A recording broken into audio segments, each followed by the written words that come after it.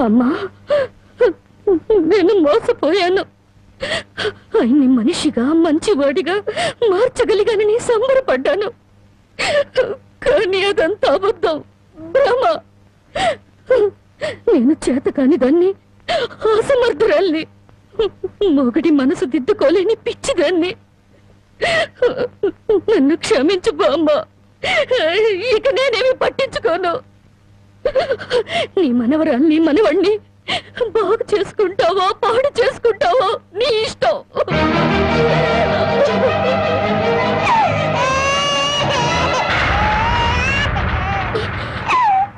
బామ్మ,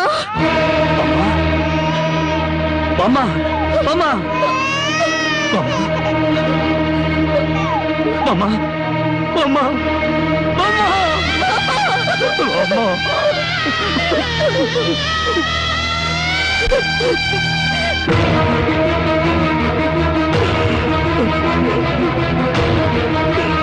ఎందుకండి ఏడుస్తారో? ఆవిడ చచ్చిపోయిందని సంతోషించండి. మీరింకేం పని చేసినా అడగడానికి పెద్ద దిక్కు లేదు. మీరేం చేసినా అడగడానికి ఆ పసడానికి నోరు లేదు. నేను కూడా పోతే మీకు అడ్డు చెప్పేవాళ్ళు, మీ కాళ్ళకి అడ్డు పడేవాళ్ళు, కానీ వంటనే ఉంటారు.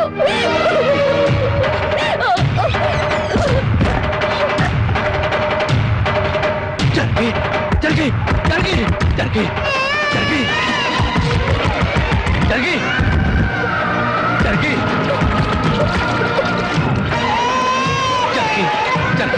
జరిగి నా మాట జరిగి జరిగి అంతగా ఇచ్చం చేసుకోవద్దు. పురిటి బిడ్డగా ఉన్నప్పుడే నా కన్నతల్లి కన్ను మూసింది. నా తండ్రి దూరం అయ్యాడు. గుండెల మీద పెట్టి పెద్ద చేసిన బామ్మ కూడా చచ్చిపోయింది. ఆఖరికి ప్రాణానికి ప్రాణంగా చూసుకునే నువ్వు నాకు దూరం అయ్యి నన్ను ఒంటరి వాడిని చేయొద్దు. జరిగి నువ్వు లేకుండా బతకలేదు. జరిగి నన్ను దిక్కులేని వాడిని జరిగి జరిగి జరిగి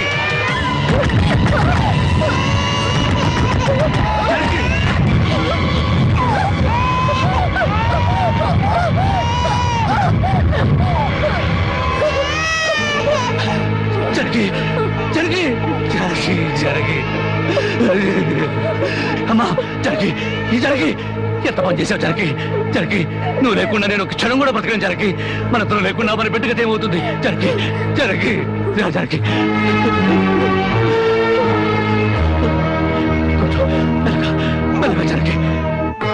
జరిగి జరిగి ఒకసారి బిడ్డను చూడు జరిగి. నువ్వు లేకపోతే బిడ్డ దిక్కులేంది అయిపోతుంది. నేను లేకపోయినా పర్వాలేదు, కానీ బిడ్డకు నువ్వు కావాలి. నీకు ఇష్టం లేకపోతే నేను శాశ్వతంగా దూరం అయిపోతాను. కానీ నువ్వు చావడానికి వీలేదు, నువ్వు చావడానికి వీలేదు జరిగి. కానీ నువ్వు మాకు కావాలి, మాకు నువ్వు కావాలి. నువ్వు లేకపోతే నేను బ్రతకలేదు జరిగి, నేను బ్రతకలేదు.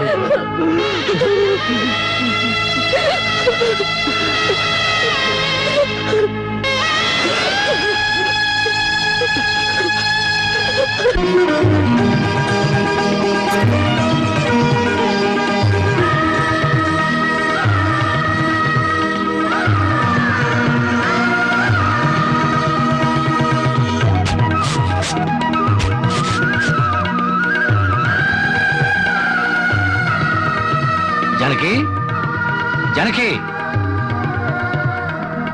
ఎక్కడవండి ఇవన్నీ? ఎక్కడేంటి? కష్టపడి పనిచేసి తీసుకొచ్చాను.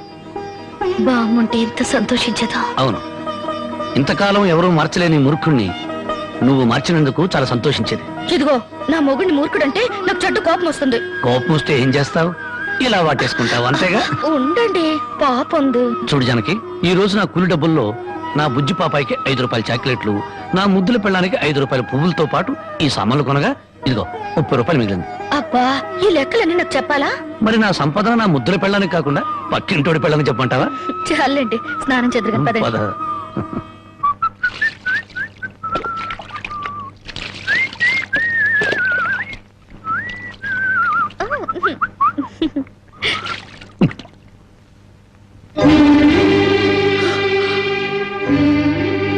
ఏంటండి ఇలా కవిలిపోయింది? ఏం లేదు జానకి, కొత్తగా మూటలు మోయడం కదా, 4 రోజులు పోతే అదే సర్దుకుంటుంది. నువ్వు సోపరొద్దు. ఎప్పుడు రాజకుమారులా ఉంటే మీరు నా కోసం కూలి వాళ్ళ మూటలు మోస్తున్నారు. జానకి, మహారాణిలా ఉండే నువ్వు నా కోసం వస్త్రం లేదు, దాని ముందు ఇదంతా. మనం తలెత్తుకుని బ్రతకడం కోసం తలదించుకుని మూటలు మోయడంలో తప్పులేదు జానకి.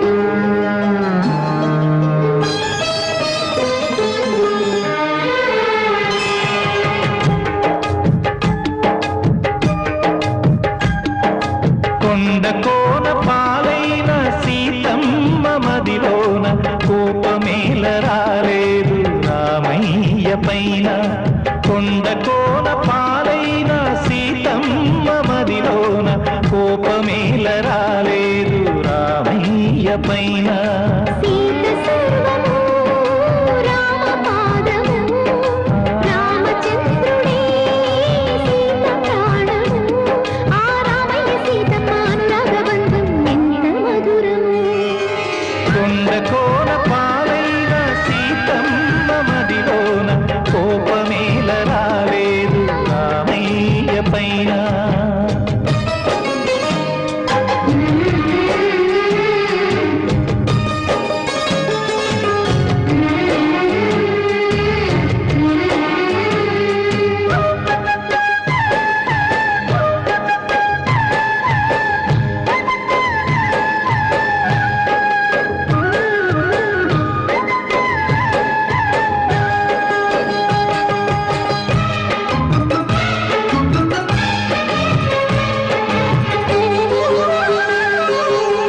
నీలాగా ద్రౌపదుంటే ధర్మరాజు సూదరిగా పేరొందునా భారతాన యుద్ధమునకు తావుండునా లోకమందు లేనివాడు లోకమందు ఉండబోడు ఏ ఒక్కడు తప్పు దిద్దుకున్నవాడే ఆ దేవుడు నీ సహనానికి నా బాష్పాంజలి నీ హృదయానికి ఇది పుష్పాంజలి ఏ దేవుళ్ళు దిగి వచ్చి దీవించినారో నోము పందెను కొండ కోన పాలైన సీతమ్మ మదిలోన కోపమేల రాలేదు రామయ్య పైన రాయల్లె ఉన్నా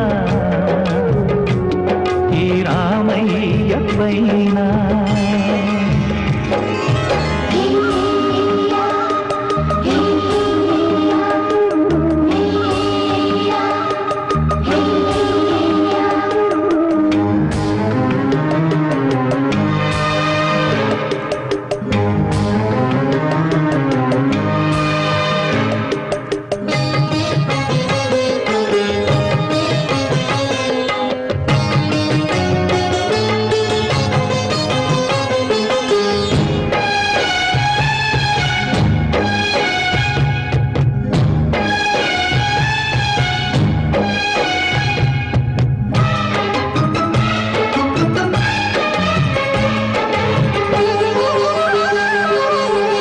కన్ను కాచే రెప్పనీవే ఆకలైన వేళ అమ్మలా దింపువే కన్ను చెమ్మగిల్లు వేళ చెల్లెమ్మవే కంటి చెమ్మ చూడలేని తోడు నీడ వీడలేని ఇల్లాలిని జన్మ జన్మనందు నేను నీ దానిని ఈ జగమంతటా నిన్ను తిలకించని నీ సగభాగమై నన్ను తరించని నా బంగారు కలలన్నీ ఫలించి ఇల్లే స్వర్గమైనది కొండ కోన పాలైన సీతమ్మ మదిలోన కోపమేల రాలేదు రామయ్య పైన రాయల్లె ఉన్నా ఈ రామయ్య పైన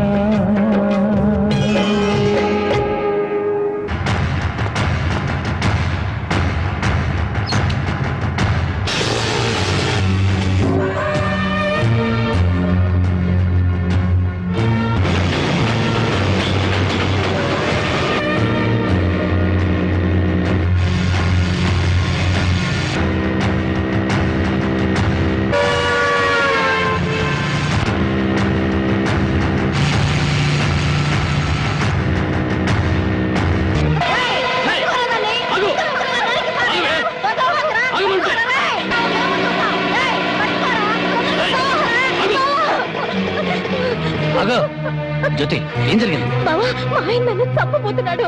ఏమండి, ఏం చేసిందని ఈ అమ్మాయిని చంపుతున్నారు? ఏం చేసిందా? ఆ పాపిష్టిదాన్ని అడుగు. ఉద్యోగం చేయడానికి దుబాయ్కి వెళితే ఇది బలి తగ్గించి ఒళ్ళు బలిసి ఓళ్ళ మీద పడి సంపాదించడం అలవాటు చేసుకుంది. లేదు బావా, చావునైనా చేస్తాను గాని నిజాయితీ చంపుకుంటానా? నిప్పులా బతికేదాన్ని నీటి తప్పుతానా? ఏంటే సీతమ్మ తల్లికి వారసులాగా మాట్లాడుతున్నావు? నీ నిజాయితీ ఏంటో ఈ ఊళ్ళో ప్రతి ఒక్కరి చేత చెప్పిస్తాను. చెప్పించండి అత్తయ్య. నిజంగా నేను చెడిపోయిన దాన్ని అయితే ఆయన నన్ను చంపక్కర్లేదు. నా ఒంటి మీద నేనే కిరసనాయిలు పోసుకొని తగలబడి చచ్చిపోతాను. నువ్వు ఊరుకోమా, వీళ్ళ మాటలకేంటి? చూడరాం బాబు, ఏడాది నుండి దుబాయ్ నుంచి ఈయన డబ్బు పంపకపోయినా ఆ అమ్మాయి ఎంత నీతిగా బతికిందో ఆ ఊరి పెద్ద నాకు తెలుసు. ఏంటయ్యా దాని గురించి నువ్వు తెలుసుకున్న నీతి? ఏడాది నుంచి నా కొడుకు డబ్బు పంపకపోతే మెళ్ళ గొలుసు చెవులు కారింగులు ఎవడి పక్కన పడుకొని సంపాదించిందో చెప్పు. అతను గారు, నేను చెప్తా. దుబాయ్ లో ఉన్న నీ కొడుకు సంపాదన పెరిగేసరికి బాగా డబ్బున్న అమ్మాయితో రెండో పెళ్లి చేయాలన్న దుర్బుద్ధితో నీ కొడుక్కి లేనిపోని ఉత్తరాలు రాసి జ్యోతి మీద అనుమానాలు తెప్పించావు. ఆ అనుమానంతో నువ్వు డబ్బు పంపకపోయేసరికి 10 మందిలో నీ పరువు పోతుందని రాత్రిపూట మా ఊరుచి కూలి పని చేసి కడుపుకు తిండి కూడా సరిగ్గా తినకుండా డబ్బు దాచిపెట్టి గిల్టి నగలు వేసుకుంది. ఏంటి బాబు, రాత్రిపూట కూలి పని చేసుకుని వెళ్ళేదా? నీ ఒక్కడితోనే చేసేదా, ఇంకెవరితో అయినా చేసేదా? అమ్మాయి, మళ్ళీ ఆ కోత కూసామంటే పళ్ళు కలగొడతాను. జ్యోతి నా తోబుట్టు కన్నా ఎక్కువగా ప్రేమించే ఆత్మీయురాలు. చూడు, ఆడది తప్పు చేయాలని నిర్ణయించుకుంటే ఆమెను 7 సముద్రాల అవతల కట్టి పడవేసిన కట్లు తెంచుకుని వచ్చి తప్పు చేస్తుంది. కానీ ఇతనే నా భర్త అని నమ్మిన ఆడది ఎంతటి మహారాజు వచ్చినా సరే కన్నెత్తు కూడా చూడదు. తను కట్టెల్లో కాలిపోయేంత వరకు భర్త అడుగుజాడల్లో నడవాలని చూస్తుంది. తన భర్త ఊళ్ళో ఉంటే అతనితో కాపురం చేస్తుంది. అతను ఊరు వదిలి వెళితే అతని జ్ఞాపకాలతో కాపురం చేస్తుంది. అదేరా భార్య అంటే. ఒరేయ్, అమ్మ చెప్పింది అబ్బ చెప్పాడని పెళ్ళాం మీద అనుమానం పడ్డం కాదురా. నువ్వు చస్తే నీ తల్లి, తండ్రి, అక్క, అన్న అనే శవం మీద పడి ఒకే ఒక రోజు ఏడ్చి కర్మకాండలు తిరగానే ఎవరి దారిని వాళ్ళు వెళ్ళిపోతారు. కానీ మొగుడు చనిపోయిన నిమిషం నుండి అన్ని సుఖాలను తన భర్త శవంతో పాటు పూడ్చిపెట్టి తను గట్టిగా మారే వరకు భర్తనే తలుచుకుంటూ ఉండే ఒకే ఒక జీవిరా భార్య అంటే. మగాళ్ళకి మనసు మారుతుంది గానీ ఆడవాళ్ళకి కాదురా. భార్య గుడ్డుబోతురాలని చెప్పి ఎందరో మగాళ్ళు రెండో పెళ్లి చేసుకుంటున్నారు. కానీ ఈ భార్య అయినా మొగుడు బిడ్డను పుట్టించలేకపోయాడని చెప్పి రెండో పెళ్లి చేసుకోవడం ఎక్కడైనా విన్నావంటరా? అదేరా భార్య అంటే.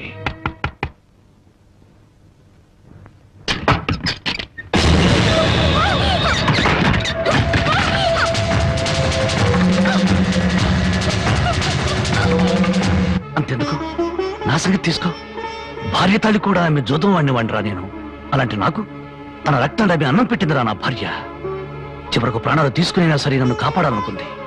ఆ దేవత సాక్షిగా చెప్తున్నాను, నా మాటమ్మ జ్యోతి అమాయకురాలు.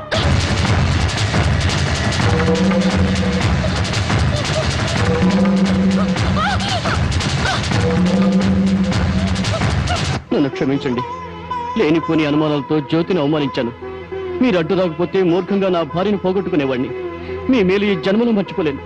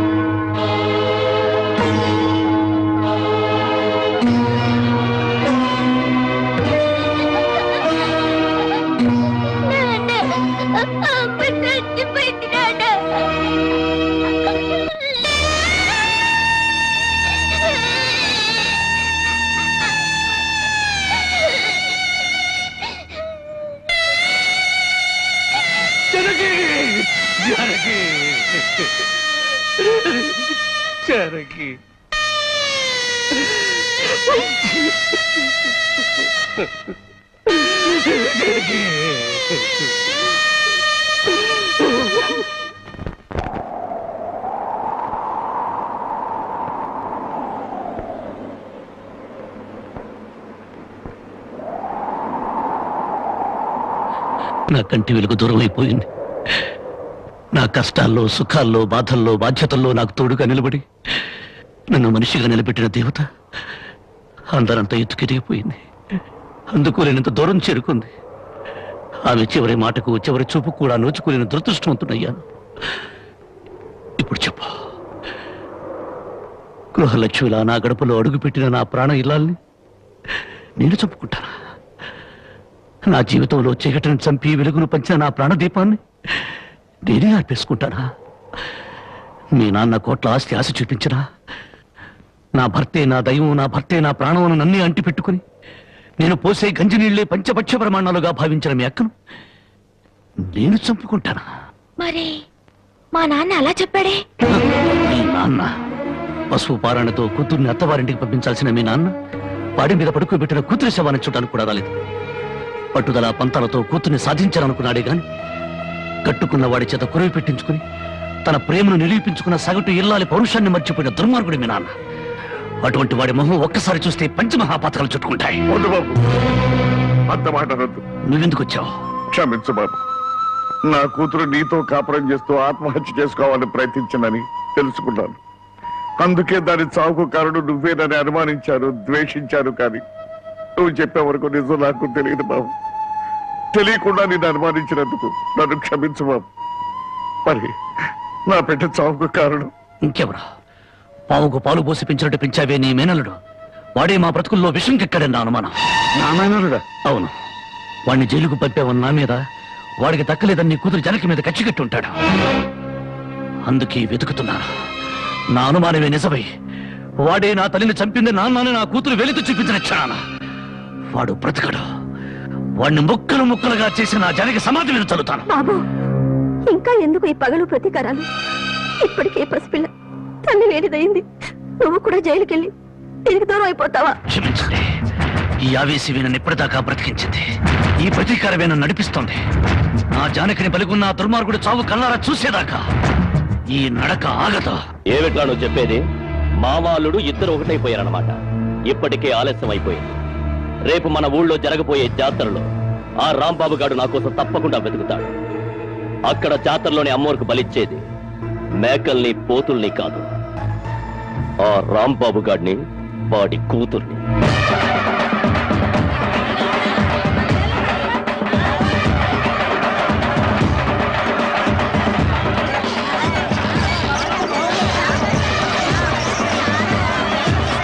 నువ్వు కూడా రంగరాటం తిరుగుతావా?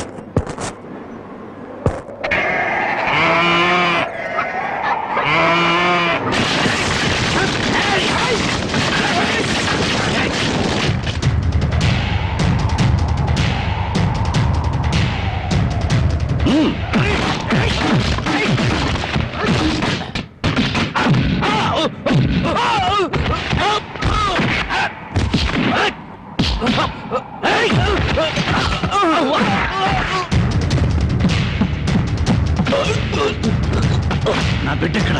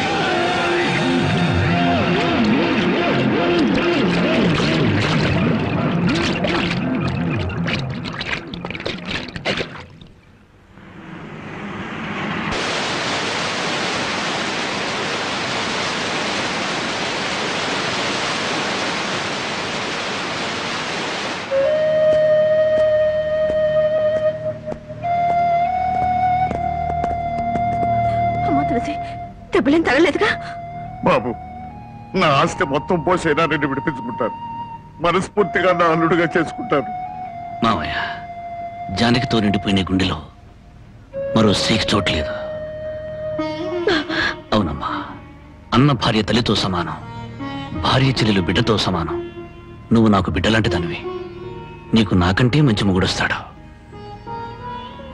నా బిడ్డను నీ బిడ్డగా చూసుకో, అదే నా కోరిక.